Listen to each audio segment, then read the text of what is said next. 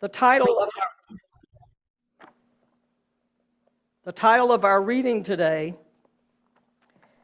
is A Network of Mutuality, and it was written by Dr. Martin Luther King Jr. We are caught in an inescapable network of mutuality, tied in a single garment of destiny. Injustice anywhere is a threat to justice everywhere. There are some things in our social system to which all of us ought to be maladjusted. Hatred and bitterness can never cure the disease of fear. Only love can do that. We must evolve for all human conflict a method which rejects revenge, aggression, and retaliation. The foundation of such a method is love. Before it is too late, we must narrow the gaping chasm between our proclamations of peace and our lowly deeds which participate and perpetuate war. One day we must come to see that peace is not merely a distant goal that we seek, but a means by which we arrive at that goal. We must pursue peaceful ends through peaceful means. We shall hew out of the mountain of despair a stone of hope. There ends the reading.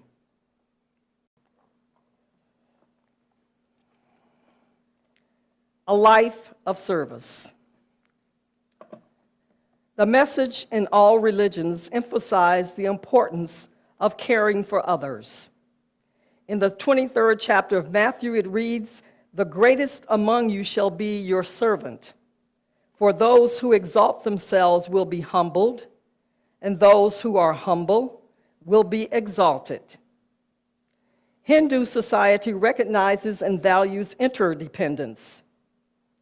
According to Vedic theology, society can meet everyone's legitimate needs if the various individuals perform their respective duties. These duties embody the ideal of extending God's shelter to others. Judaism teaches that there is an eternal God who wants everyone to do what is just and justly, and that the dignity and respect of all people are inherent in the image of God, which is why they were created. The Buddhist faith emphasizes the principle of karma, or the good or bad actions a person takes during a lifetime. Good actions include serving others via generosity and compassion. It has been said that one can change the world if you are willing to consider the feelings of others. Being of service does not have to include the big gestures that you might be thinking about, because being of service is not only about what you do, but also about how you do it.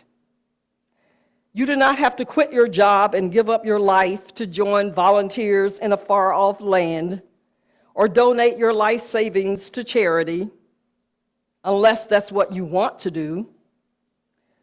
Often people who devote hours volunteering to many charitable organizations somehow find it challenging to think of themselves as servants because of the close association of menial status and being subservient in the capacity of one who is oppressed and forced into action.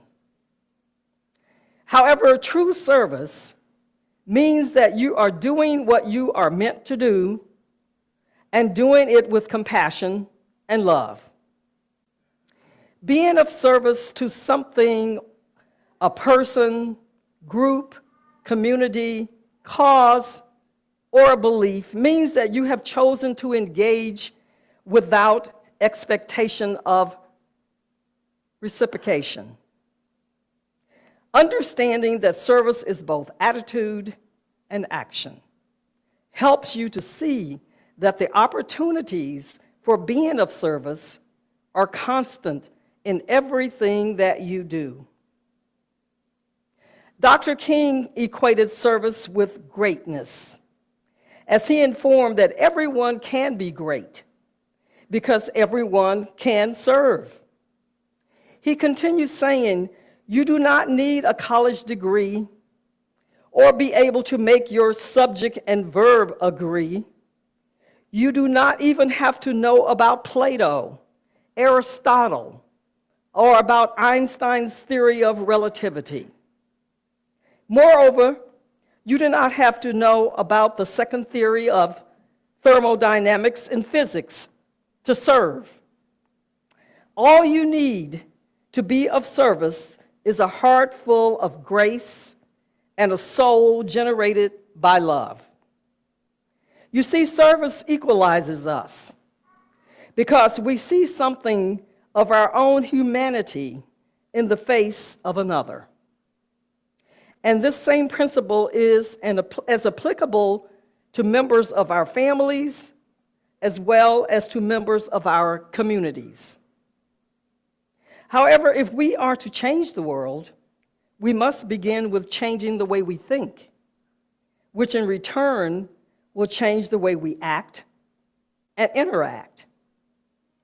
Every thought that we have and every action that we take influences the world around us.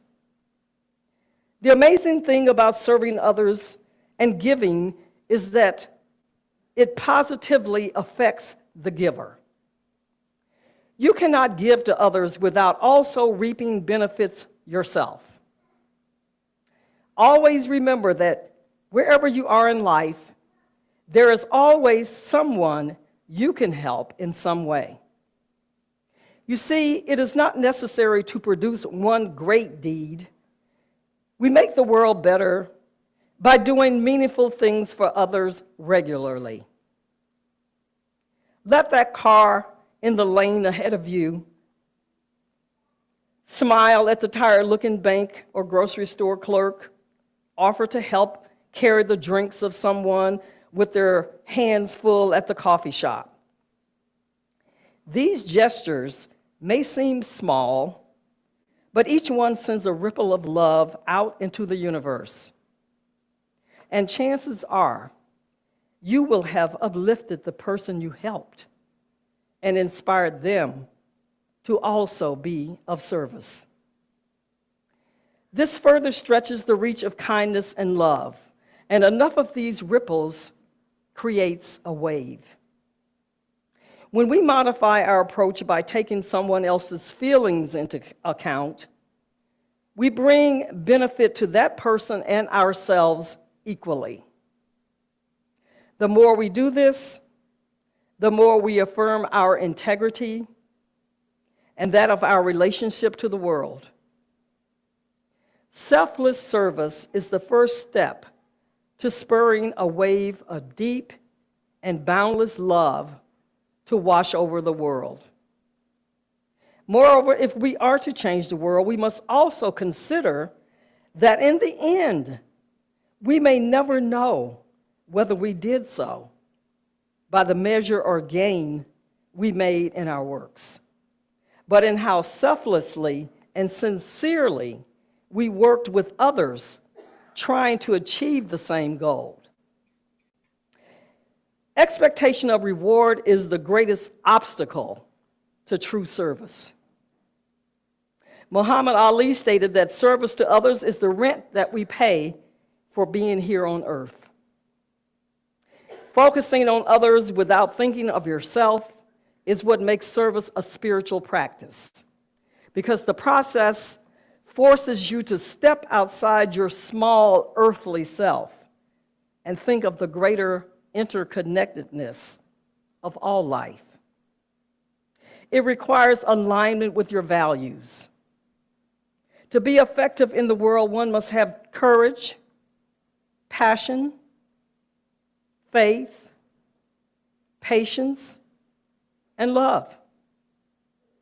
We are here on this earth to share with each other, to encourage each other, dry tears and hold hands of people we know who need that kind of encouragement.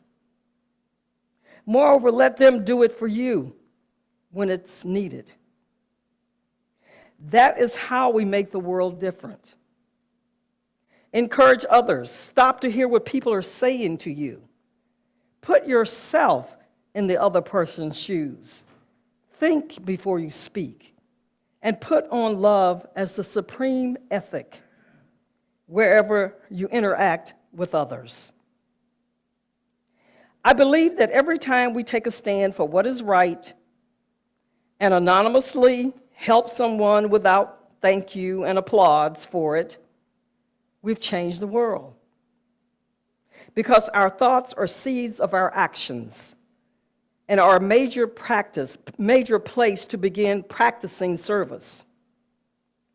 It's not necessary or beneficial to obsessively monitor all our thoughts, but we can choose one thought or action daily and simply notice if we are in alignment with the experience of integrity.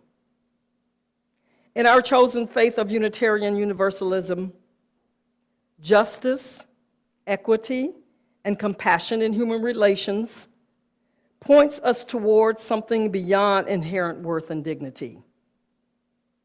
It points us to the larger community. It gets at collective responsibility. It reminds us that treating people as human beings is not simply something we do one-on-one, but something that has systemic implications and can inform our entire cultural way of being. We do this by being in service to others. In the book of parables, author Megan McKenna tells this story of a woman who wanted peace in the world, peace in her heart, and all sorts of good things, but she was very frustrated. She would read the papers and get depressed because the world seemed to be falling apart. One day she decided to go shopping, and she went into a small store in a mall and picked a store at random. She was surprised to see Jesus behind the counter when she walked in. She knew it was him because he looked just like all the holy pictures and devotional cards that she had seen of him. Finally, she got up the nerve and asked, "Excuse me, are you Jesus?"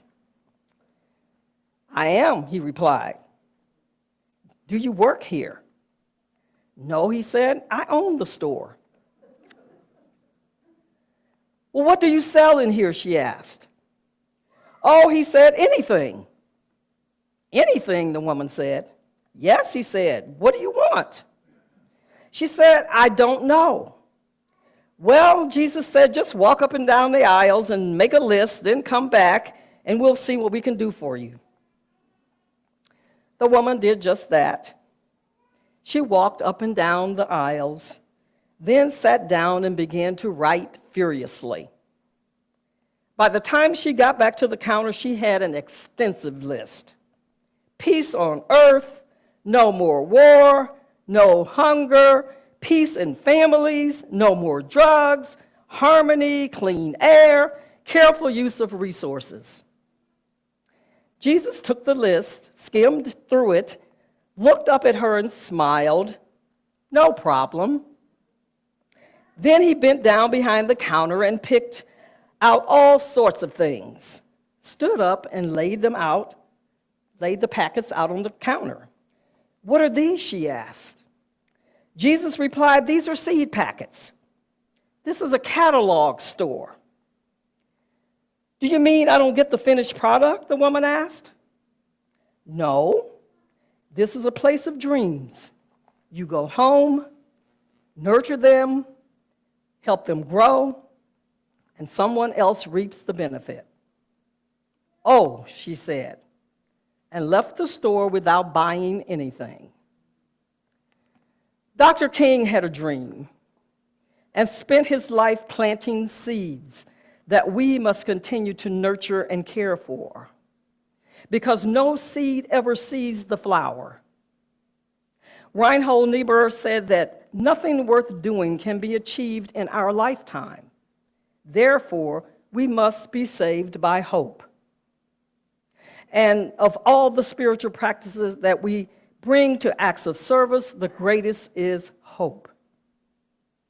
Developing a spiritually literate understanding of service begins with our involvement at home and in our communities, then expands to embrace world issues. I offer this suggestion. Before you begin each day, take a moment and think about what you can do to be of service. And ask yourself, how will I nurture the seeds that were sown by Dr. King? How will I serve another today? From my heart to yours, may it be so.